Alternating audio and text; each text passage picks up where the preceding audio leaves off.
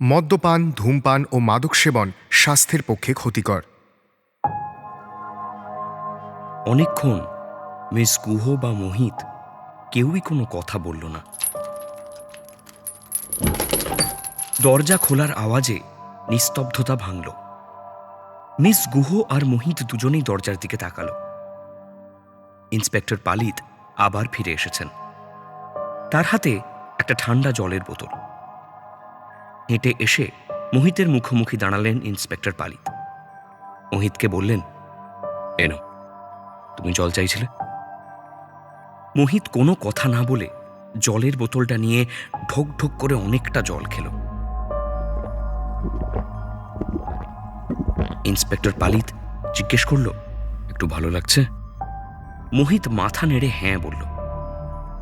আরো কিছুক্ষণ ওই ঘরে সব চুপচাপ থাকল।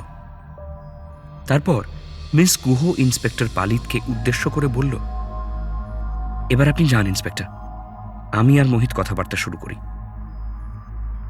ইন্সপেক্টর পালিত উত্তেজিত হয়ে জবাব দিল, হ্যাঁ, নিশ্চয়ই নিশ্চয়ই, আমি এক্ষুনি যাচ্ছি। আপনারা কথা বলুন, আর কোনো দরকার হলে আমাকে জানাবেন। এই বলে ইন্সপেক্টর পালিত ওই ঘর থেকে বেরিয়ে গেল। মিস গুহ মোহিতকে উদ্দেশ্য করে বলল, তুমি কি খাটিয়াতে বসেই কথা বলবে নাকি চেয়ারে বসবে? মোহিত উত্তর দিল, আপনি টেবিলে গিয়ে বসুন, আমি আসছি। ঠিক আছে, আমি বসছি। মোহিত উঠে দাঁড়ালো। তারপর ঘরের একটা কোনায় গিয়ে হাতের তালুতে ঠান্ডা জলটা খানিকটা ঢেলে চোখে মুখে ছেটালো। তারপর মিস গুহর দিকে তাকিয়ে বলল, আমার না খুব খিদে পেয়েছে, আপনি ওদের একটু বলবেন আমায় কিছু খেতে দিতে। মিস গুহ সঙ্গে সঙ্গে থানার বাইরের ঘরে গেল। ইন্সপেক্টর পালিতকে মোহিতের খিদের ব্যাপারটা জানালো। ইন্সপেক্টর পালিত মিস গুহকে বলল যে মোহিতের জন্য ডিম পাউরুটি আনানোর ব্যবস্থা করা হয়েছে। মিস গুহ আবার ইন্টারোগেশন রুমে ফিরে গিয়ে দেখল মোহিত এসে টেবিলে বসে পড়েছে। মোহিতের দিকে তাকিয়ে মিস গুহ বলল, ওরা ডিম পাউরুটি এনেছে তোমার জন্যে। মোহিত এই কথায় কান দিল না। সে অন্যমনস্ক হয়ে ওই ওপরের জানলার দিকে তাকিয়ে আছে। রূপসা গুহ জিজ্ঞেস করল, কি ভাবছ মোহিত? স্বপ্নের কথা? মোহিত এই কথার কোনো উত্তর দিল না। মিস গুহ আবার একই প্রশ্ন করলেন, তুমি কি গতকাল রাত্রের স্বপ্নের কথাটা ভাবছ? মোহিত এবার উত্তর দিল, কিন্তু তার কথার যে কি মানে সেটা মিস গুহ কিছুতেই বুঝতে পারল না। মোহিত নিচু গলায় বিড়বিড় করে বলল, হলুদ আলো, হলুদ আলো, আলো, হলুদ আলো। মিস গুহ জিজ্ঞেস করল, কি বলছো মোহিত? তারপর একটু কান পেতে ওর কথা শোনার চেষ্টা করল। মোহিত আবার বিড়বিড় করে বলল, হলুদ আলোটা, হলুদ আলোটা, হলুদ আলোটাই যত নষ্টের গোড়া, হলুদ আলোটা। কেন, হলুদ আলোতে কি তোমার সমস্যা আছে? আমি না আমার ঘর থেকে কিছুই দেখতে পেতাম না, খালি পাশের ঘরের হলুদ আলোটা দেখতে পেতাম আর মায়ের যন্ত্রণার চিৎকার শুনতে পেতাম। এই শুনে মিস গুহর ভুরু কুঁচকে গেল। গম্ভীরভাবে মিস গুহ জিজ্ঞেস করলেন, মায়ের মায়ের কিসের যন্ত্রণা? মোহিত ওই জানলার দিকেই তাকিয়ে বলল, বাবা খুব মারতো মাকে, আর মা চিৎকার করত। আমি আমার ঘর থেকে কিছুই দেখতে পেতাম না, খালি খালি ওই হলুদ আলোটা ছাড়া। মিস গুহ ইতিমধ্যেই নিজের নোটপ্যাডটা বের করে দুটো জিনিস লিখে নিয়েছে। একটা হলো হলুদ আলো, আরেকটা হলো বাবার হাতে মোহিতের মায়ের মার খাওয়া। এবার প্রশ্ন করল, কিন্তু তোমার বাবা তোমার মাকে মারত কেন? মোহিত অনেকক্ষণ চুপ করে থাকল। তারপর উত্তর দিল, প্রথমে বুঝতে পারিনি, এখন পারি। কি বুঝতে পারো? মা অন্য কোনো পুরুষের সঙ্গে জড়িত ছিল, আর আমার বাবা সেটা জানতে পেরে গেছিল। কিন্তু কিন্তু সচরাচর তো কিছু বলতে পারতো না, কারণ দিনের শেষে হাজার হোক মাই তো সংসারটা চালাতো। সেই জন্য তবে রাতে ওই পেটে মত পড়লে বাবার আর মাথা ঠিক থাকতো না, তাই রাগের মাথায় মায়ের গায়ে হাত তুলতো। আর তারপর থেকেই তুমি হলুদ আলো দেখতে পেলেই তোমার মাথায় সেই স্মৃতিটাই ফিরে আসে, তাই তো? মোহিত মাথা নেড়ে হ্যাঁ বলল। তারপর নিজে থেকেই বলতে শুরু করলো, ওই মারধর আর মা নিতে পারিনি, বাবার মারের জন্যই মাকে শেষমেশ মরে যেতে হলো। এটা শোনার পর মিস গুহ এক দৃষ্টে মোহিতের দিকে তাকিয়ে থাকল। এরকম একটা কথা ও বলে দেবে সেটা মিস গুহ বুঝতেই পারেনি।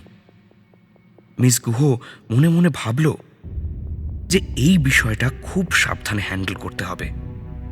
একটু এদিক থেকে ওদিক হয়ে গেলে মোহিত কোনোদিনই আর এই বিষয়ে মুখ খুলবে না। ওই স্বপ্নটা দেখার জন্যে ওর ভেতর থেকে অনেক কথা সহজেই বেরিয়ে আসছে। এটা হয়তো ও এখনো ধরতেই পারছে না। মিস গুহ এবার মোহিতকে জিজ্ঞেস করল, বাবার জন্যে মাকে মরে যেতে হলো মানে? তুমি তো আগের দিন বললে যে তোমার মা বাস থেকে পড়ে গিয়ে মারা গেছিলেন। মোহিত জবাব দিল, হ্যাঁ, বাস থেকে পড়েই মারা গেছিল মা, কিন্তু ওটা অ্যাক্সিডেন্ট নয়। ছিল না ওটা অ্যাক্সিডেন্ট ছিল না। অ্যাক্সিডেন্ট ছিল না মানে? ওই দিন বাড়ি থেকে বেরোনোর আগে মা অনেকক্ষণ আমার ঘরে আমার সঙ্গে সময় কাটিয়েছিল। আমি একটু অবাকই হয়েছিলাম, কারণ সকালে তো মায়ের কাজে যাওয়ার তাড়া থাকতো। সাধারণত মা কাজ থেকে ফিরে সন্ধেবেলা আমার সঙ্গে বসে গল্প করত। আমার তো তাই মনে আছে। হয়তো সেদিন সকালে তোমার মায়ের কাজে যাওয়ার তাড়া ছিল না, এরকম তো হতে পারে, তাই না? আমি জানি মায়ের তাড়া ছিল, তাও মা আমার ঘরে এসে বসেছিল। কি বলেছিল তোমার মনে আছে? হ্যাঁ, পরিষ্কার মনে আছে। মিস গুহ চুপ করে গেল, কারণ সে বুঝতে পেরেছে যে মোহিত ওকে নিজে থেকেই সবটা বলবে। আর কোনো বাড়তি প্রশ্ন করার দরকার নেই। আর ঠিক তাই হলো। মোহিত চন্দ্র নিজে থেকেই বলতে শুরু করল, মা সেদিন আমাকে বলেছিল যে কাছের মানুষেরা সারা জীবন কাছে থাকে না। জীবনের এই সত্যকে মেনে নিলে পরে কষ্ট কম হয়। মা আমাকে সেদিন অনেক আদর করেছিল। আমি তখন জিজ্ঞেস করেছিলাম, মা তুমিও কি দূরে চলে যাচ্ছ? মা কাঁদতে কাঁদতে বলেছিল, হ্যাঁ, আমাকে যেতেই হবে, আমি আর পারছি না। আমি তখন মায়ের ওই কথায় বিশেষ গুরুত্ব দিইনি, আমি তো খেলায় ব্যস্ত ছিলাম। তারপর মা আমাকে সত্যি ছেড়ে দিয়ে অনেক দূরে চলে গেল। মিস গুহ আস্তে আস্তে জিজ্ঞেস করলো, আর বাস থেকে পড়ে যাওয়াটা ওটা অ্যাক্সিডেন্ট ছিল না? এরপর যেটা হলো সেটার জন্য মিস গুহ প্রস্তুত ছিল না। মোহিত চেয়ার থেকে তড়াক করে উঠে দাঁড়ালো আর টেবিলের ওপরে জোরে জোরে দুবার মেরে চিৎকার করে বলল, না, অ্যাক্সিডেন্ট ছিল না, কখনোই ছিল না।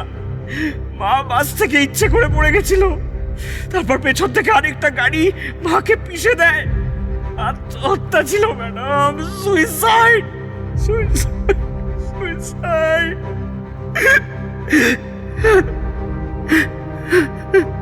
মোহিত এতটাই জোরে চিৎকার করেছিল যে পাশের ঘর থেকে ইন্সপেক্টর পালিত সেটা শুনতে পেয়েছিল। কোনো একটা বিপদের আশঙ্কা করে ইন্সপেক্টর পালিত ছুটে ইন্টারোগেশন রুমে ঢুকে পড়ল। ঘরে ঢুকে সে দেখল মোহিত উঠে দাঁড়িয়ে আছে আর রাগে ফুঁসতে ফুঁসতে মিস গুহর দিকে এক দৃষ্টে তাকিয়ে আছে, আর তার চোখ দিয়ে জল পড়ছে। ইন্সপেক্টর পালিত মোহিতকে উদ্দেশ্য করে বেশ কড়া গলায় বলল, কি হলোটা কি মোহিত? এখানে এত চিৎকার চেঁচামেচি কেন করছো?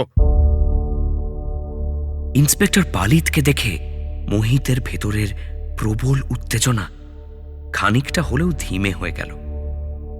সে নিজেকে শান্ত করে আবার চেয়ারে বসে পড়ল। ইন্সপেক্টর পালিত এবার মিস গুহর পাশে এসে দাঁড়াল। তারপর মোহিতকে উদ্দেশ্য করে বলল, তোমার হাত কড়াটা খুলে নেওয়া হয়েছে মানেই যে আবার লাগানো যাবে না এরকম কিন্তু কোনো ব্যাপার নেই মোহিত। তুমি একটা অপরাধ করেছো বলে তোমাকে থানায় আটকে রাখা হয়েছে। মাছের বাজার নয় যে নিজের ইচ্ছে মতো তুমি হাঙ্গামা করতে পারবে। আরেকবার এরকম করলে কিন্তু ফল ভালো হবে না মোহিত। আমরা সবাই তোমাকে সাহায্য করতে চাইছি। সাহায্য করাটাকে কঠিন করে দিও না। ঠিক এই সময় মিস গুহ ইন্সপেক্টর পালিতের হাতটা চেপে ধরল।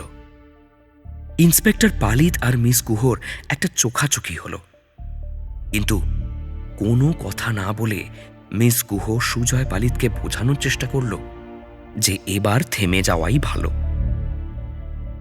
মিস গুহ হয়তো শুধু চোখাচোখির ভাষায় ভরসা করতে পারল না বলেই মুখেও বলে উঠল, আমার মনে হয় মোহিত আপনার কথা বুঝতে পেরেছে ইন্সপেক্টর, আর ও কেন উত্তেজিত হয়ে গেছিল সেটা আমি জানি। আপনি আর ওকে কিছু বলবেন না। মোহিত এবার ইন্সপেক্টর পালিতকে বলল, আমি ক্ষমা চেয়ে নিচ্ছি ইন্সপেক্টর, ওভাবে চিৎকার করা আমার উচিত হয়নি। আপনি যদি মনে করেন যে আমার হাতে আবার হাত কড়া লাগানো প্রয়োজন, আপনি তাই কোনো অসুবিধা নেই। ইন্সপেক্টর পালিত আবার একবার মিস গুহর দিকে তাকালো। মিস গুহ সজোরে মাথা নেড়ে না বলল। ইন্সপেক্টর পালিত মনে মনে ভাবল, ঠিক আছে, এইবারের জন্য ছেড়ে দেওয়াই যায়, কিন্তু পরের বার এই রকম করলে মোহিতের হাতে সে হাত কড়া পড়াবেই।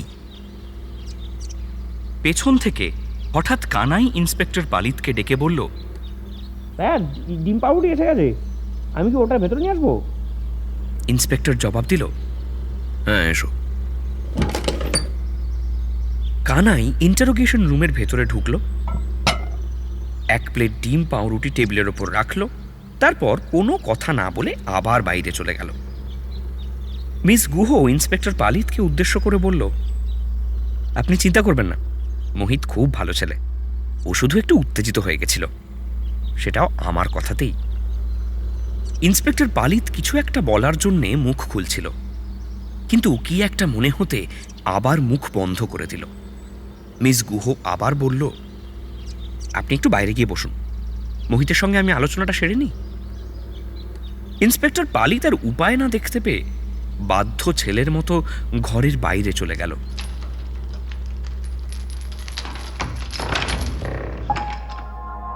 বাইরে থেকে দরজা লক হওয়ার আওয়াজ শোনা গেল।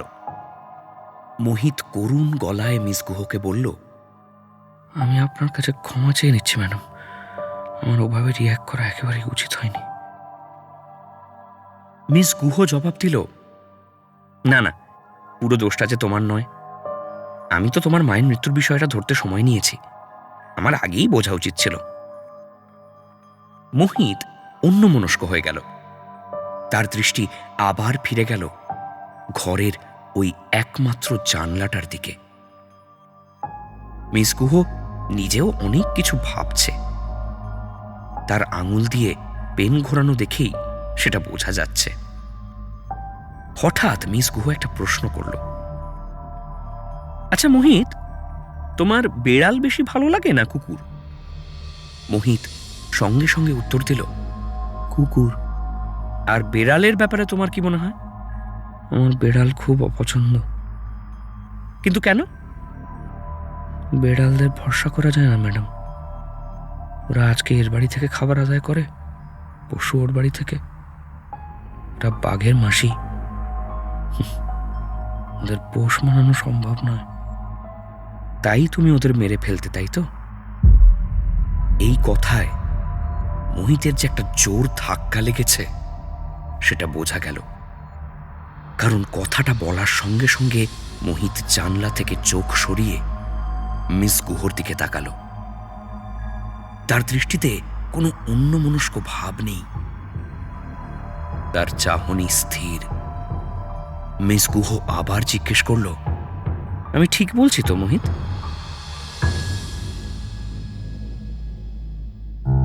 মোহিত এবার আমতা আমতা করে জবাব দিল, আপনি আপনি কি করে জানলেন? তোমার পিসি এটা পুলিশকে জানিয়েছে। মোহিতের মুখের ভাব দেখে মনে হলো যে সে এবার একটা হিসেব মেলাতে পেরেছে। মিস গুহ মোহিতের চোখে চোখ রেখে বলল, দেরি না করে বলেই ফেলো, বলে ফেলো, আমাকে ব্যাপারটা বলে ফেলো। মোহিত প্রথমে চুপ করে থাকল, তারপরে টেবিলে রাখা ডিম পাউরুটি থেকে একটা পিস তুলে নিয়ে একটা কামড় দিল। কামড়টা দিয়ে সে একটা দীর্ঘশ্বাস ছাড়ল। তার যে অনেকটাই খিদে পেয়েছিল সেটা মিস গুহ ভালো করেই বুঝতে পারল। আরেকটা পাউরুটির পিস গোগ্রাসে গিলে নিয়ে অবশেষে মোহিত বলতে শুরু করল,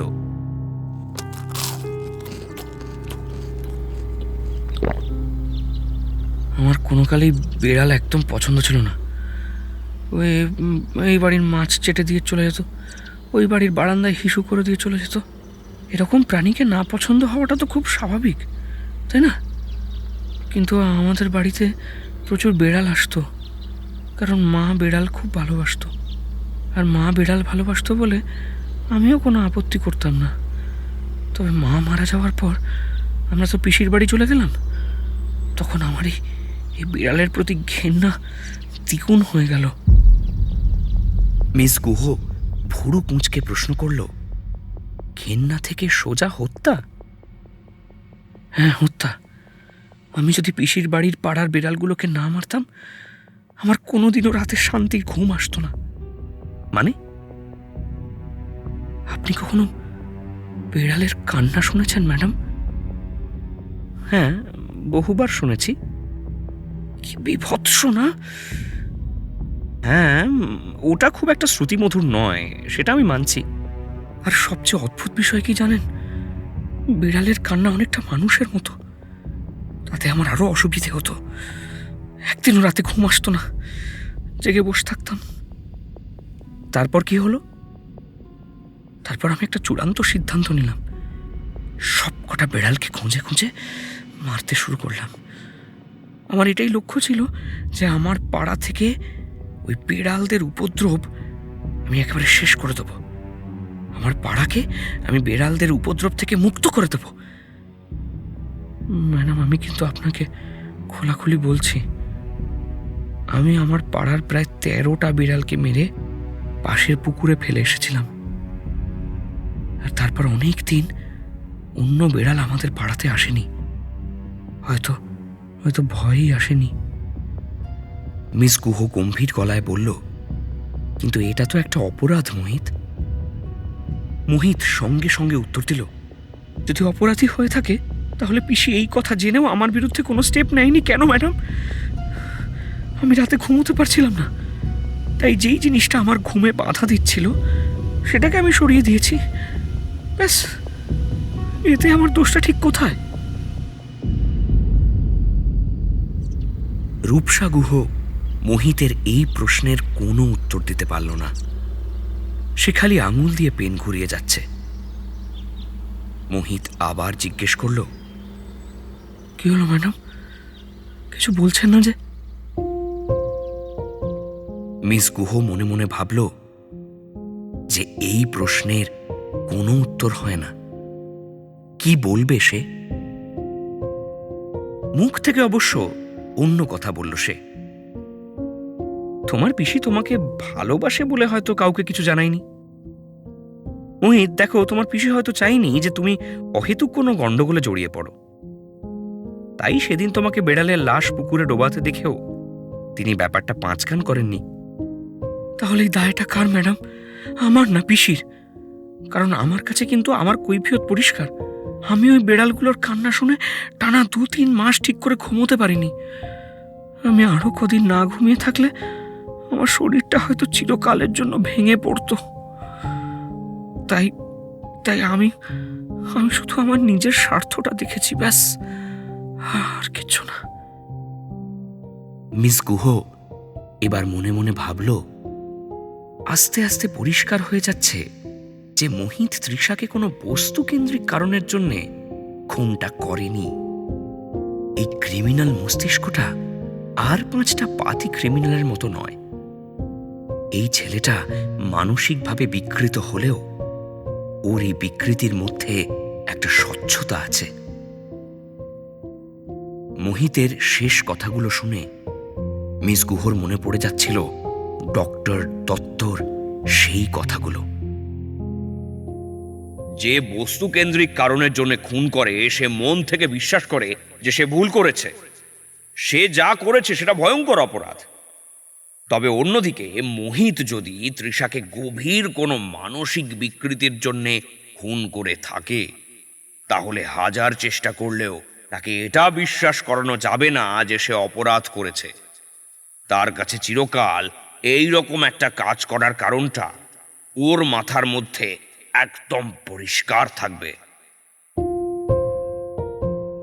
এখানেও ঠিক তাই হলো। 13টা বেড়াল মারার পরেও মোহিতের কাছে ওই কাজের কারণটা পরিষ্কার। কিন্তু যেই বিষয়টা মিস গুহকে এখনো ভাবাচ্ছে সেটা হলো মোহিতের ধাক্কাটা। ডক্টর দত্ত তো স্পষ্টভাবেই বলেছিল, একজন ক্রিমিনাল এমনি এমনি তৈরি হয় না, তার জন্যে সমাজের তরফ থেকে একটা ধাক্কা লাগে। কিন্তু মোহিতের ক্ষেত্রে সেই ধাক্কাটা কি? যা বোঝা যাচ্ছে, মা মারা যাওয়ার পর থেকে ও তো নিজের মর্জির মালিক। বিশেষ কাউকে তোয়াক্কা করে বলে তো মনে হয় না। তাহলে এই ধাক্কাটা এলো কোথা থেকে? মিস গুহর মাথার মধ্যে সব জগা খিচুড়ি পাকিয়ে যাচ্ছিল। সে একবার মোহিতের দিকে তাকাচ্ছে, তারপরই নিজের নোট খাতার দিকে তাকাচ্ছে। ঠিক কি নোট করবে সেটা বুঝে উঠতে পারছে না। হঠাৎ মিস গুহ উঠে দাঁড়ালো। এটা দেখে মোহিত জিজ্ঞেস করল, আপনি আপনি কি চলে যাচ্ছেন? মিস গুহ উত্তর দিল, না না, একটু বাইরে যাচ্ছি ইন্সপেক্টর পালিতের সঙ্গে কথা বলতে। আমি আবার আসছি একটু পরেই। যাওয়ার আগে আমাকে একটা কথা বলে যেতে ভুলবেন না। সেই কথাটা কি? আমার গতকাল রাতের স্বপ্নের মানে কি? অবচেতন নিয়ে তো আপনার কাজ। একটু যাওয়ার আগে প্লিজ আমাকে বুঝিয়ে যাবেন যে এরকম একটা ভয়ঙ্কর স্বপ্ন হঠাৎ কেন দেখেছি। ঠিক আছে, আমি ঘুরে আসি, তারপর এটা নিয়ে কথা বলি। ধন্যবাদ ম্যাডাম। এরপর মিস গুহ ইন্টারোগেশন রুমের দরজা খোলার জন্য ইন্সপেক্টর পালিতকে ফোন করল। বাইরে থেকে লক খোলার আওয়াজ পাওয়া গেল। মিস গুহ বেরোনোর ঠিক আগে মোহিত পিছু ডাকল। মোহিত বলল, আপনি ফিরে আসবেন তো ম্যাডাম? আশ্বাস দিয়ে মিস গুহ বলল, হ্যাঁ, আমি ফিরে আসবো তোমার সঙ্গে কথা বলতে। এই শুনে মোহিত চন্দ একবার হাসল, তারপর আবার ওই ঘরের একমাত্র জানলার দিকে মন দিয়ে তাকিয়ে থাকল। মোহিত আবার কোন ভাবনার জগতে ডুব দিয়েছে সেটা কেউ জানে না।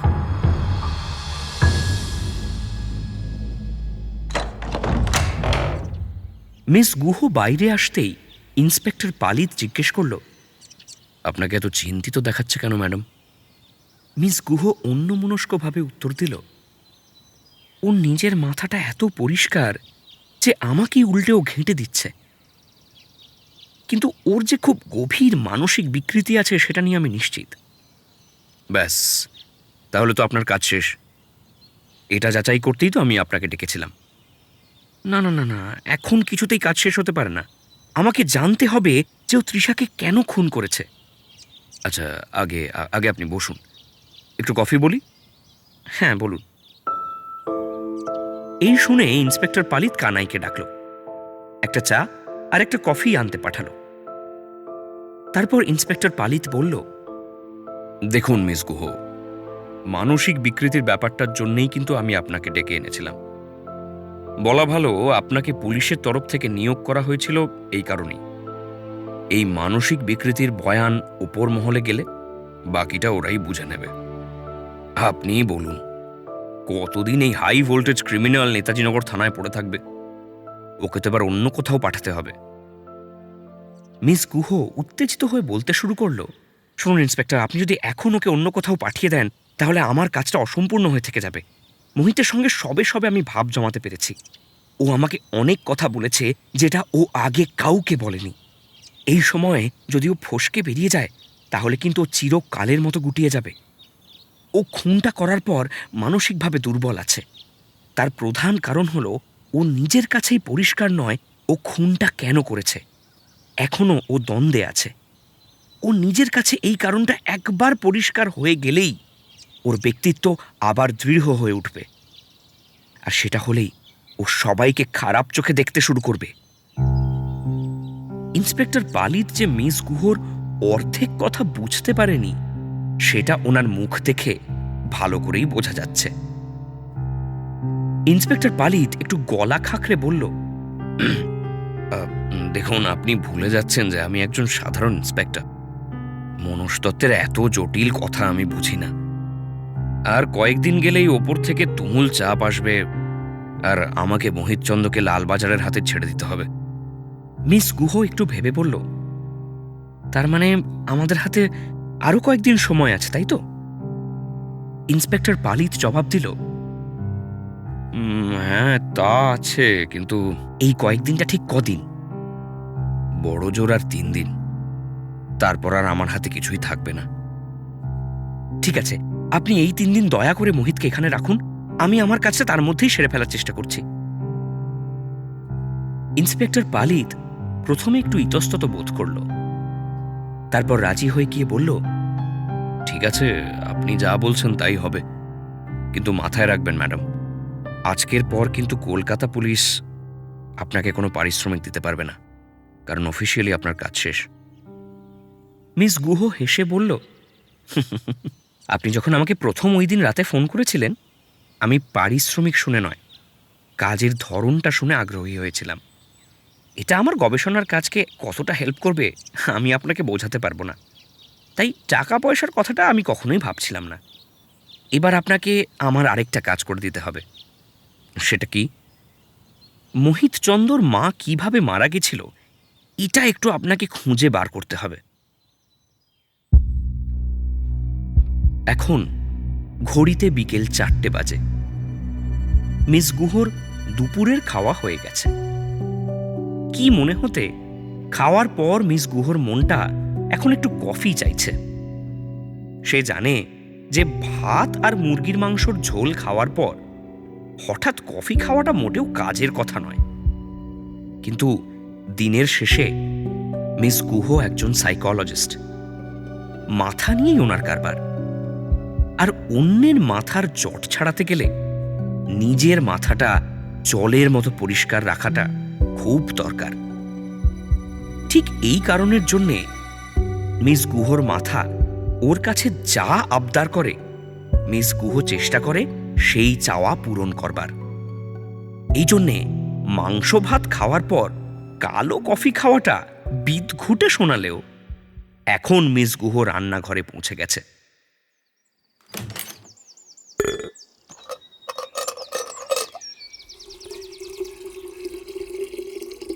ওপরের ক্যাবিনেট থেকে কফির ডাব্বা বের করে হাতল দেওয়া বাটিতে খানিকটা জল ঢেলে গ্যাসটা জ্বালিয়ে নিয়েছে। এবার শুধু জলটা ফোটার অপেক্ষা। জল ফোটার সঙ্গে সঙ্গে মিস গুহর মাথার মধ্যে অনেক কিছু ফুটছে। সে এক মনে ভেবে যাচ্ছে একজনের কথা, মোহিতচন্দ্র। মোহিতের সঙ্গে কথা বলে মিস গুহর নিজের জীবন নিয়েই অনেক ধারণা পাল্টে গেছে। মিস গুহ মনে মনে ভাবছে, হলুদ আলো দেখলে মোহিতের মায়ের চিৎকার মনে পড়ে। পিসির বাড়িতে বিড়ালের কান্নায় ওর ঘুম আসতো না বলে ও জনা কয়েক বিড়ালকে মেরে দিয়ে পুকুরে ফেলে দিয়েছে। এটা একটা বীভৎস ব্যাপার। একজন নৃশংস খুনির লক্ষণ বোধ হয় এতেই পরিষ্কার হয়ে যায়। কিন্তু অদ্ভুত বিষয়টা হলো, ছেলেটির ভেতর নৃশংসতা থাকতে পারে, তবে তার স্বভাব কিন্তু শান্ত প্রকৃতির, ব্যবহারও খুব ভালো। এই শান্ত ব্যবহারের প্রসঙ্গে মিস গুহর ডক্টর দত্তর একটা কথা মনে পড়ে গেল। ডক্টর দত্ত বলেছিলেন, ওর আরেকটা স্বভাব জানার চেষ্টা করো। ও কি অত্যাধিক রাগী ছিল নাকি অতিরিক্ত শান্ত ছিল? তার উত্তরেই মিস গুহ পাল্টা প্রশ্ন করেছিল, দুটোই ক্রিমিনাল মস্তিষ্কের চিহ্ন, তাই তো? মোহিত যে শান্ত ক্রিমিনাল সেটা নিয়ে আর কোনো সন্দেহ নেই, কিন্তু ওর ধাক্কাটা এখনো কেন খুঁজে পাচ্ছে না মিস গুহ?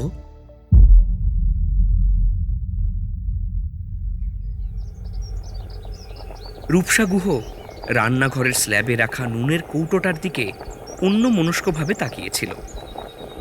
তার ভাবুক চোখ দুটোর সামনে হঠাৎ অনেকটা ধোঁয়া দেখতে পেয়ে তার তন্দ্রা ভাঙল। গ্যাসের ওপর বসানো জলের প্রায় অর্ধেকটাই বাষ্প হয়ে উড়ে গেছে।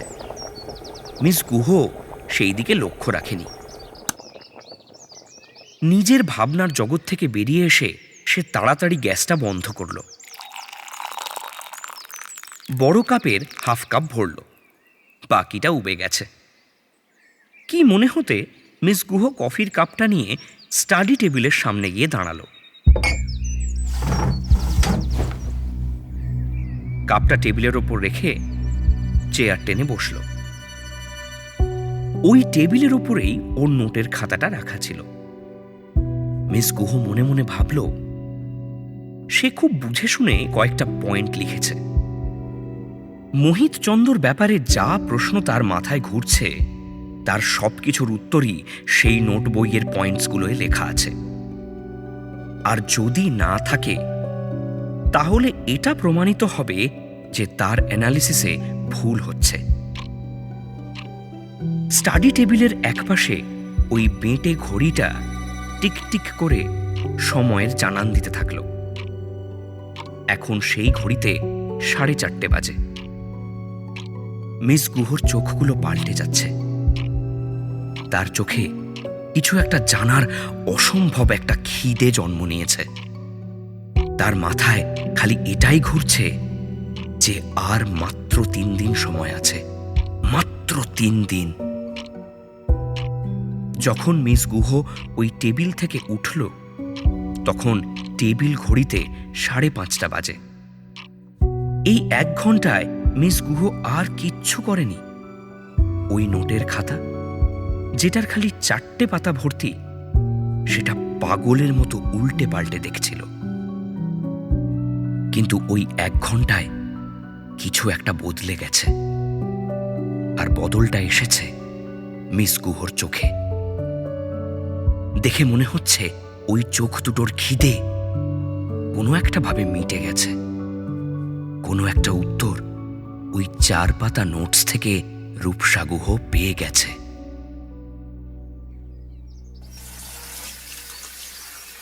বাথরুমে গিয়ে চোখে মুখে কয়েক ঝাপটা জল দিয়ে মিস গুহ বারান্দায় গিয়ে দাঁড়ালো।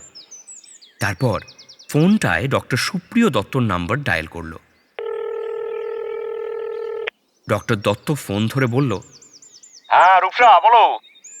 মিস গুহ উত্তর দিল, আমি আবার আপনাকে একটু বিরক্ত করছি ডক্টর। ওই মোহিত চন্দ্র কেসটা নিয়ে একটা ইউরেকা মোমেন্ট হয়েছে। এটা নিয়ে একটু কথা না বললেই নয়। আপনি ছাড়া আর আমি এগোতে পারবো না। আহা, তুমি এত ব্যস্ত হচ্ছ কেন বলো তো রূপসা? আমি কি একবারও বলেছি যে আমি বিরক্ত হচ্ছি? শোনো, আমি একজন অবসর নেওয়া মানুষ। আহামরি হাতি ঘোড়া আমার কোনো কাজই থাকে না। এরকম একটা ইন্টারেস্টিং বিষয় আমি এড়িয়ে যাব? কি যে বলো। আচ্ছা বলো, কি বলবে? মিস গুহ একটু ইতস্তত বোধ করে তারপর বলল, "আহ, মানে আসলে এভাবে বলাটা একটু মুশকিল।" ডক্টর দত্ত উৎসাহ নিয়ে বলল, আরে তাহলে আর কি, ফাঁকা থাকলে চলে এসো এক্ষুনি আমার বাড়িতে। "আসবো? অসুবিধা হবে না তো আপনার?" রূপসা, তুমি কিন্তু এবার বেশি বিনয় করছো। হ্যাঁ, আরে বাবা, আমি তো বারবার বলছি যে অসুবিধা হবে না। ঠিক আছে, আমি 1 ঘন্টার মধ্যে আসছি। বেশ বেশ বেশ, চলে এসো। অন্যদিকে নেতাজিনগর থানা এখন ফাঁকা। শুধু কানাই আর কয়েকজন কনস্টেবল আছে। কানাই রোজের মতন নানান কাগজপত্র ফাইলে ভরছে। 2 পুলিশি পাহারাদারের আসতে এখনো খানিকটা দেরি আছে। ইন্সপেক্টর পালিত কানাইকে নির্দেশ দিয়ে গেছে যে যতক্ষণ না পাহারাদাররা আসছে ততক্ষণ এই থানা চত্বর ছেড়ে না যেতে। এমনি বসে থাকতে কানাইয়ের একেবারেই ভালো লাগে না, তাই সে কোনো না কোনো কাজ করতে থাকে।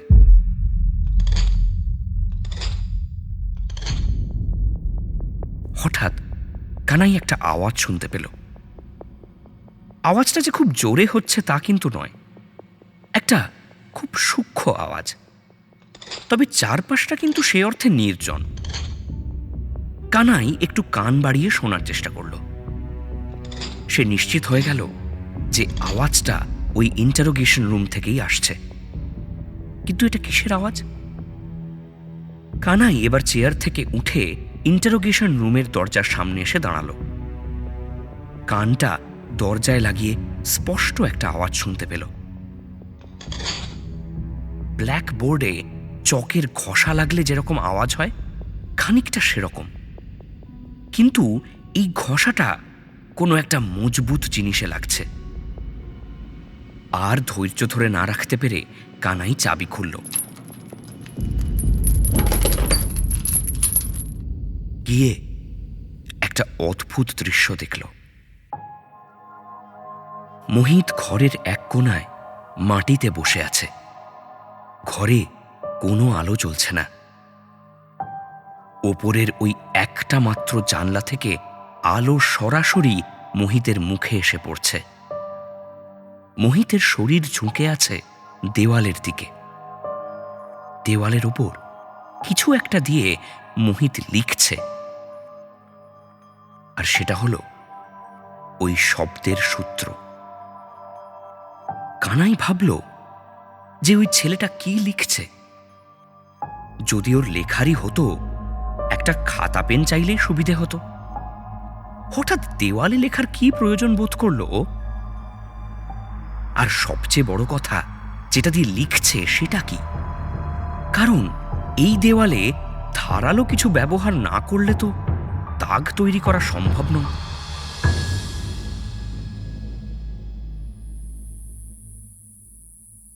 যখন মিস গুহ ডক্টর দত্তর বাড়ি পৌঁছল, তখন সন্ধে 6:15 বাজে।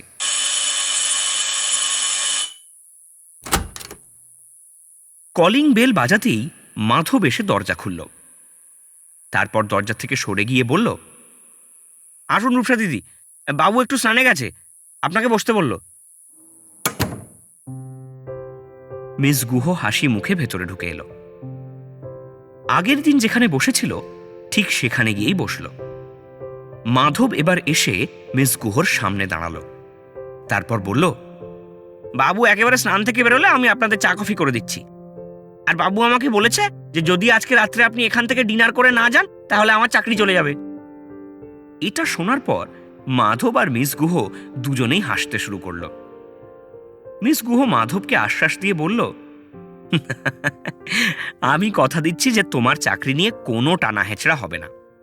আমি আজকে তোমার হাতের খাবার খেয়েই বাড়ি ফিরব।" মাধব এই শুনে খুশি হয়ে রান্নাঘরের দিকে চলে গেল। 10 মিনিট পর ডক্টর দত্ত বাথরুম থেকে বেরিয়ে এলেন। বসার ঘরে মিস গুহকে দেখতে পেয়ে এক গাল হাসলেন। তারপর বললেন, "এই তো, একটু দাঁড়াও, আমি ঘর থেকে চেঞ্জ করে আসছি।" রূপসা গুহ মাথা নেড়ে সম্মতি জানালো। বাড়িতে পড়ার হালকা জামাকাপড় পরে ডক্টর দত্ত মিস গুহর মুখোমুখি বসলেন। তারপর বললেন, "কাজের কথা শুরু হওয়ার আগে বলো কি খাবে, রাম না উইস্কি? মিস গুহ জবাব দিল, তালিকায় চা বা কফির কোনো স্থান নেই বলছেন? না, একদম নেই, আজকে তো নেই। আগের দিন তো তোমাকে আমি জোর করিনি। তাই বলে তুমি রোজ রোজ পার পেয়ে যাবে এমনটা কিন্তু হতে পারে না। আমাদের এই কথাবার্তার স্পিরিট জাগিয়ে রাখার জন্য একটু অন্য স্পিরিট তো প্রয়োজন, নাকি? মিস গুহ বুঝতে পারল যে আজকে শতবার না বললেও ডক্টর দত্ত কিছুতেই মানবেন না। তাই আর বেশি ভাবনা চিন্তা না করাই ভালো। পর মুহূর্তেই মিস গুহ উত্তর দিল, আচ্ছা তাহলে উইস্কি। এই শুনে ডক্টর দত্ত উৎসাহিত হয়ে একটা হুঙ্কার ছাড়ল, এই মাধব, 2 গ্লাসে 2 উইস্কির পেগ নিয়ে আয়, বরফ আর ঠান্ডা জল দিতে ভুলিস না। মাধব রান্নাঘর থেকে উত্তর দিল, ঠিক আছে বাবু, আমি নিয়ে আসছি। এবার বেশ সিরিয়াস মুখে ডক্টর দত্ত মিস গুহর দিকে তাকালো। তারপর বলল, এবারে কাজের কথা বলো রূপসা। তুমি মোহিতের কেসটার পরিপ্রেক্ষিতে একটা ইউরেকা মোমেন্টের কথা বলেছিলে না? হ্যাঁ বলছিলাম, কিন্তু আমার স্টাডিটা ঠিক আছে কিনা সেটা আপনাকে একবার যাচাই করে দেখতে হবে। আগে শুনি না তোমার কি বক্তব্য, তুমি নতুন কি খুঁজে পেলে, তারপর না হয় যাচাই করার প্রশ্ন আসবে। মিস গুহ জবাব দিল, আপনি যেই ডিরেকশনটা আমাকে দেখিয়েছিলেন আমি সেই ডিরেকশনেই যাওয়ার চেষ্টা করেছি। আপনি বলেছিলেন এটা খুঁজে বার করতে যে মোহিতের কোনো পাস্ট ক্রিমিনাল রেকর্ড আছে কিনা। ডক্টর দত্ত মাঝখান থেকে প্রশ্ন করল, আছে কি? হ্যাঁ আছে, মোহিত চন্দ্র রেকর্ড এমনি পরিষ্কার। শুধু ইন্টারেস্টিং বিষয়টা এটাই যে ও 12-13টা বেড়ালকে খুন করে নিজের পিসির বাড়ির পাশের পুকুরে ফেলে দিত। বেড়ালকে খুন? হ্যাঁ ঠিকই শুনছেন। মোটিভ? বেড়ালের ওই রাতের কান্না মোহিতের মানুষের কান্নার মতো লাগত। রাতে ঘুম হতো না, তাই ওর গোটা পাড়াকে বেড়াল মুক্ত করার সিদ্ধান্তও নিয়েছিল। মোহিত বলতো মোটিভ বলতে ওই রাতের ঘুম, ব্যাস এইটুকুই। ডক্টর দত্ত এটা শুনে কিছুক্ষণ চুপ করে থাকলেন। তারপর প্রশ্ন করলেন, ধাক্কাটা খুঁজে পেলে কি? মিস গুহ জবাব দিল, মনে হয় পেয়েছি। শুনে কি খুঁজে পেয়েছ? মোহিতের ছোট থেকে একটা ধারণা জন্ম নিয়েছে যে সমাজ ওর মাকে বা মা স্থানীয় লোকজনকে ওর থেকে কেড়ে নিতে চাইছে। তার মানে তুমি বলতে চাইছো যে মোহিত মাতৃত্বের ছোঁয়া এবং ভালোবাসা এই দুটোকে চিরকাল খুঁজে বেরিয়েছে, কিন্তু কেউ ওকে ওর মায়ের মতো করে ভালোবাসতে পারেনি, তাই তো? হ্যাঁ ঠিক তাই। কিন্তু তাহলে এটার পেছনে কারণটা আমাকে বলো। মানে মাদার কমপ্লেক্স কিন্তু কোনো সিরিয়াস মনস্তাত্ত্বিক কন্ডিশন নয়। এটা এখনকার দিনে খুব কমন বলতে পারো। মায়েরা ছেলেদের অতটা সময় দিতে পারে না যেটা আগে দিতে পারত। মায়েদের বাইরে কাজ করতে হয়, রোজগার করতে হয়। সেই ক্ষেত্রে একজন সন্তান, বলা ভালো পুরুষ সন্তান, তারা তো মায়ের অভাবটা অনুভব করবেই। এটার কারণেই হঠাৎ করে একজন অপরাধী জন্ম নিল কেন? এই শুনে মিস গুহ নিজের নোটসের খাতাটা বের করল।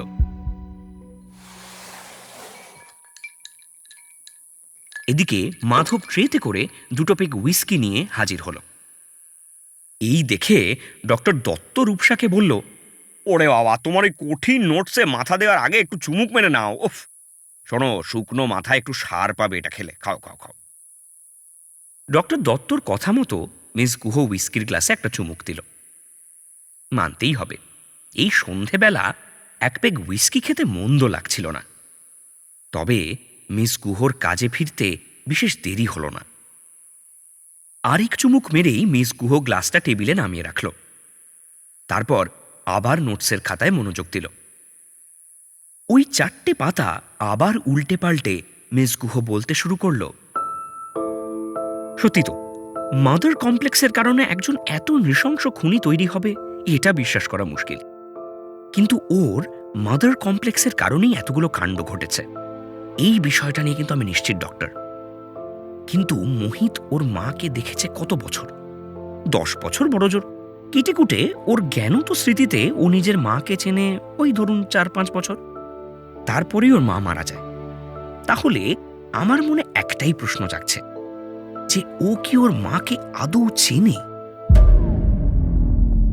ডক্টর দত্ত ভুরু কুঁচকে জিজ্ঞেস করল, মানে তুমি কি বলতে চাইছো? আমি বলতে চাইছি যে মোহিত চন্দ ওর মাকে ভালো করে চেনে না। একজন বাচ্চার পক্ষে ওরকমভাবে নিজের মাকে চেনা একেবারেই সম্ভব নয়। মায়ের সঙ্গে একটা সংযোগ থাকতে পারে, কিন্তু মায়ের চরিত্রর ব্যাপারে মোহিত কতটা জানে? ডক্টর দত্ত আর কোনো কথা বলছেন না। এক দৃষ্টে রূপসার দিকে তাকিয়ে ওর কথা শুনছেন।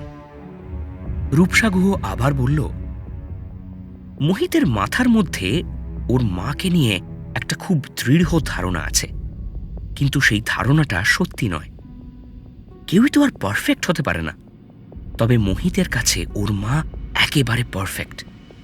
আর ওর মায়ের মৃত্যুর পর এই পারফেক্ট মাতৃত্বের ধারণা মোহিতকে তাড়া করে বেড়াচ্ছে। মোহিত সেই মেয়েদেরই পছন্দ করত যারা তার এই মাতৃত্বের ধারণার সঙ্গে একটু হলেও তাল মিলিয়ে চলতে পারত। কিন্তু এই দৃঢ় ধারণার আশা কোনোদিনই বাস্তবে পূরণ হওয়া সম্ভব ছিল না। তৃষার সঙ্গে হয়তো মোহিত তার পারফেক্ট মায়ের খুব মিল পেত, কিন্তু একটু এদিক থেকে ওদিক হতেই সব হিসেব গন্ডগোল হয়ে গেল। ডক্টর দত্ত চাপা গলায় প্রশ্ন করল, তাই বলে সোজা খুন? মিস গুহ আস্তে আস্তে উত্তর দিল, একটা ছোট বাচ্চার ইচ্ছের যে কি প্রবল শক্তি, সেটা নিয়ে নিশ্চয়ই আপনাকে নতুন করে বলতে হবে না ডক্টর। ডক্টর দত্ত অনেকক্ষণ হুইস্কির গ্লাসটা হাতে ধরে বসে থাকলেন। মিস গুহর কথা যে তাঁকে ভাবাচ্ছে সেটা নিয়ে কোনো সন্দেহ নেই। ডক্টর দত্ত অন্যমনস্কভাবে নিচের কার্পেটটার দিকে এক দৃষ্টে তাকিয়ে আছেন। কার্পেট থেকে দৃষ্টি না সরিয়েই ডক্টর দত্ত বললেন, পারফেক্ট মা, আর সেই পারফেক্ট মায়ের ধারণার সঙ্গে উঠে এসেছে মাদার কমপ্লেক্স। আচ্ছা, মোহিতের মা কিভাবে মারা যান? আগের দিন তুমি আমাকে কি একটা বলেছিলে জানো? মিস গুহ উত্তর দিল, এইটা নিয়ে একটা প্রশ্নবোধক চিহ্ন আছে। কিন্তু কেন? আমি গতকাল অবধি জানতাম যে মোহিতের মা বাস অ্যাক্সিডেন্টে মারা গেছেন, কিন্তু আমাকে মোহিত বলল যে ওর মা নাকি আত্মহত্যা করেছেন। পুলিশকে বলো এটা সত্য যাচাই করতে। বলেছি আমি। কোনো সম্ভাবনা কি আছে যে মোহিত মিথ্যে কথা বলছে? একেবারে নেই সেটা আমি বলছি না, কিন্তু আমি একটা অন্য কথা ভাবছি। কি ভাবছেন? এই মোহিত ছেলেটা সারা জীবন মাতৃত্বের আদর আর ভালোবাসা খুঁজে বেরিয়েছে বিভিন্ন নারীর মধ্যে। হয়তো ওকে অতটা দেখতে ভালো ছিল না বলে সেই আদর থেকে বারবার ও বঞ্চিত হয়েছে। ওর ভেতরে কিন্তু আগে থেকেই একটা ক্ষোভ ছিল।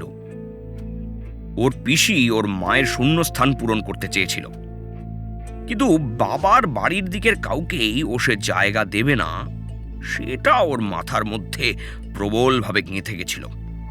তাই পিসি বাদ হয়ে গেল। অবশেষে ওর দেখা হলো এই তৃষা মেয়েটির সঙ্গে। ওদের প্রেম হলো। কিছুটা হলেও যেই আদর মোহিত খুঁজছিল সেটা তৃষার থেকেই পেল। আমি এখানেই তোমার পারফেক্ট মায়ের থিওরিটা কাটছি রূপসা। তৃষার সঙ্গে দেখা হওয়ার পর ওর পারফেক্ট মায়ের ধারণা একেবারে চলে গেছিল। প্রেমটা তো আর ওর মাথার মধ্যে হচ্ছিল না, হচ্ছিল বাস্তবে। আর দোষগুণ না মেনে নিলে প্রেম হয় না। মিস গুহ হুইস্কির গ্লাসে আরো দুটো চুমুক মারল। আরো একবার নোটসের খাতাটায় চোখ বুলিয়ে নিল। তারপর মাথা নেড়ে নিজের মনেই না বলল। ডক্টর দত্ত জিজ্ঞেস করলেন, কোন কথাটায় তুমি না বলছো? আপনার ওই বাস্তবসম্মত প্রেম করার কথাটায় আমি একটা দ্বিমত জানাচ্ছি ডক্টর। বাস্তব থেকে বহু দূর চলে গেলেও প্রেম হয়। হ্যাঁ, এবার সেই প্রেম টেকসই হয় কিনা সেটা অন্য প্রশ্ন। আপনি যেটা বলছেন আমি ঠিক তার উল্টোটা সাজেস্ট করছি। হ্যাঁ বলো, আমি শুনছি। মোহিত নারী সঙ্গে চিরকাল একজন পারফেক্ট মায়ের খোঁজ করে গেছে। তারপর শেষমেশ ওর প্রেম হয়েছে তৃষার সঙ্গে। এমন কি হতে পারে না যে এই প্রেম হওয়ার পর মোহিতের মাদার কমপ্লেক্স কমে যাওয়ার জায়গায় আরো প্রবলভাবে বেড়ে গেছে। কেন বলছো তুমি এই কথা? এটাই তো মোহিতের মাথার মধ্যে ঘূর্ণির মতো কাজ করছিল। ও নিজের মৃত মাকে পারফেক্ট ভেবে রেখেছিল। ওর মা হয়তো বেঁচে থাকলে এই ধারণাটা ভেঙে যেত। কিন্তু আমরা তো আগেই বললাম যে পারফেক্ট বলে কিছু হয় না। তৃষা সেই চাহিদা পুরোপুরি পূরণ করতে পারেনি। কারুর পক্ষেই সেইটা করা সম্ভব নয়। তাই মাদার কমপ্লেক্সটা যেটা যেটা সচরাচর এইসব পরিস্থিতিতে কমে আসে, সেটা উল্টে বেড়ে গেল। কিন্তু তাহলে তো কোনো নারী মোহিতের এই চাহিদা মেটাতে পারবে না। ঠিক তাই, এটাই হয়তো মোহিতের মস্তিষ্কের বিকৃতি। যেই সমাজ তাকে কোনোদিনও মাতৃত্বের আদর আর ভালোবাসা দেয়নি, তার বিরুদ্ধে প্রতিশোধ।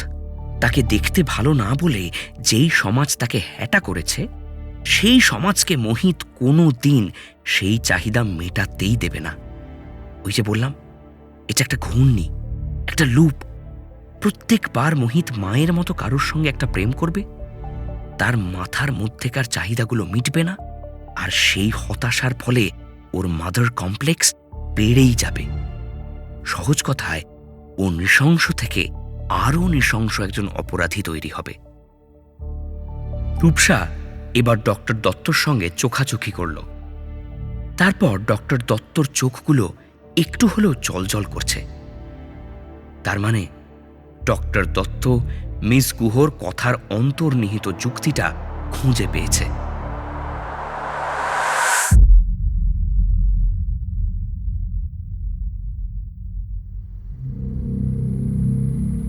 অন্যদিকে নেতাজিনগর থানায় কানাই হাঁ করে তাকিয়ে আছে। ইন্টারোগেশন রুমের দরজা খোলা। মোহিত চন্দ দেওয়ালে দাগ কেটে যাচ্ছে। প্রথমে কিছুক্ষণ কানাই থম মেরে দাঁড়িয়েছিল, কথা বলে উঠতে পারছিল না। মনের সব সাহস এক করে কানাই বলে উঠল, মোহিতবাবু, এটা আপনি কি করছেন? মোহিত নিজের কাজ থেকে মনোযোগ সরিয়ে কানাইয়ের দিকে তাকালো। সে শুধু কানাইয়ের দিকে তাকিয়ে অদ্ভুতভাবে হাসল, কিন্তু মুখে কোনো কথা বলল না। কানাই আবার জিজ্ঞেস করল, মোহিতবাবু, আপনি দেওয়ালে ওটা কি করছেন? মোহিত এবার আস্তে আস্তে উত্তর দিল, আমার মাকে চিঠি লিখছি। কানাই এবার একটু জোর গলায় প্রশ্ন করল, ইয়ে মানে আমি যতদূর জানি চিঠি তো লোকে কাগজে লেখে, আপনি দেওয়ালে লিখছেন কেন? আর তার থেকে বড় কথা, আপনার হাতে ওটা কি? আপনি কি দিয়ে লিখছেন? কাগজে যদি লিখতাম তাহলে কাগজটা হারিয়ে যেত। এই দেওয়ালে লিখে গেলে সেটা বহুদিন থেকে যাবে। একদিন হয়তো মা এসে দেখতে পাবে আমি কি লিখেছি। কানাই এবার উত্তেজিত হয়ে জিজ্ঞেস করল, কিন্তু আপনার হাতে ওটা কি? আপনি কি দিয়ে দেওয়ালে দাগ কাটছেন? মোহিত শান্ত গলায় জবাব দিল, খোঁপার কাঁটা। আগের দিন মিস গুহ এটা টেবিলে ফেলে রেখে গেছিলেন। কাঁটাটা বেশ ধারালো, তাই সহজেই দেয়ালে দাগ কাটা যাচ্ছে। এই কথাটা শুনেই কানাই প্রথমে যেটা করল সেটা হলো নিজের পকেটে হাত দিয়ে দেখল পিস্তল আছে কিনা। কানাই কি খোঁজবার চেষ্টা করছে সেটা মোহিত বুঝতে পেরে বলল, আপনি এত বিচলিত হবেন না কানাই বাবু, আমি এই কাঁটা শুধু লেখার জন্যই ব্যবহার করছি। আমি আপনার কোনো ক্ষতি করতে চাই না। কানাই জবাব দিল, যদি ক্ষতি না করতে চাও তাহলে চুপচাপ ওই কাঁটাটা আমাকে দিয়ে দাও। মোহিত স্পষ্ট শান্তভাবে বলল, না, এটা এখন আপনাকে দিতে পারবো না। চিঠি লেখাটা শেষ করে নি, তারপর নিশ্চয়ই দেব। এভাবে হয় না মোহিত বাবু, আপনি একজন দাগী ক্রিমিনাল, এরকম একটা ধারালো জিনিস আমি আপনাকে রাখতে দিতে পারি না। মোহিত এটা শুনে হঠাৎ খুব রেগে গেল। সে যেরকম ভাবে সেদিন মিস গুহর ওপর চিৎকার করেছিল সেই একই গলায় বলল, আপনি কি পারেন বা না পারেন তাতে আমার বয়ে গেছে। আমি এই দেয়ালে মাকে চিঠি লিখছি। এই লেখা শেষ না করে এই কাঁটা আমি দেব না। আর বেশি জোরাজুরি করলে কিন্তু এই কাঁটা আমি আপনার বুকে বসিয়ে দেব। এখানে দাঁড়িয়ে থাকবেন না, আমি লিখতে পারছি না। চলে যান, চলে যান এখান থেকে। মোহিতের এই চিৎকার শুনে কানাই খুব ভয় পেয়ে গেল। এতদিন চোর, পকেটমার এরা এই থানায় আসতো, এখন এই ঘরে বসে আছে একজন ভয়ানক খুনি। কানাই ঘরের দরজাটা দুম করে বন্ধ করলো। ওর হাত কাঁপছে। ওই কাঁপা কাঁপা হাতে ও ফোন বের করে ইন্সপেক্টর পালিতের নাম্বারটা ডায়াল করল। সুজয় পালিতকে এক্ষুনি এটা জানানো দরকার।